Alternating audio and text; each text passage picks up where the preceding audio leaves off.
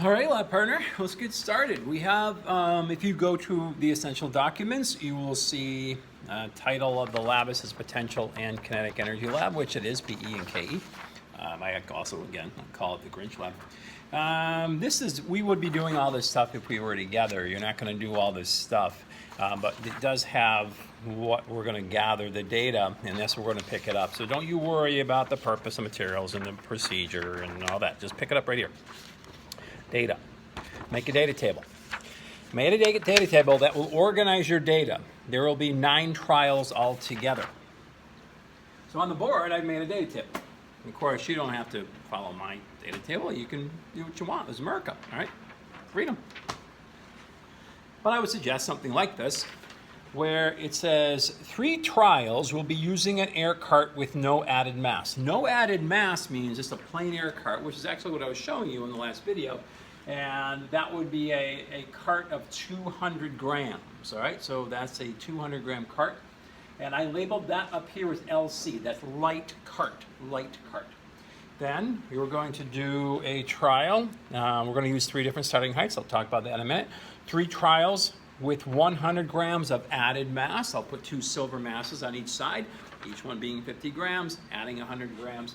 Gave us a 300 gram cart. I call that medium cart, medium in terms of its mass.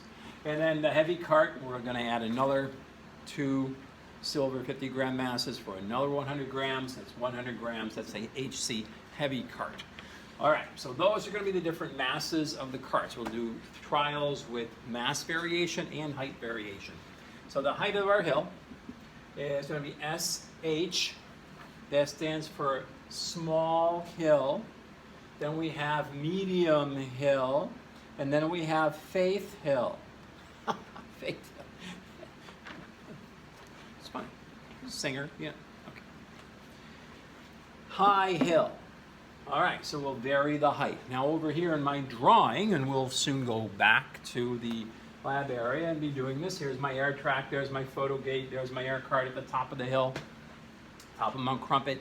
And what we're going to do is we're going to measure the height of the hill. So the height of the hill, this is 3 books. 3 books would be the highest hill. 1 book is going to be the small hill, 2 books will be a medium hill, and 3 books is going to be the high hill. And so we're going to have to measure the height, and we just pick a point. We'll pick some point on the air cart, measure the height from the table of that point at the top of the hill, and then measure the height of that point at the bottom of the hill, being consistent, and then the difference between those would be the height of the hill. So we could also measure, and I'm going to do this, I'm going to measure the 3 books. You might be saying, well, I just measure the 3 books.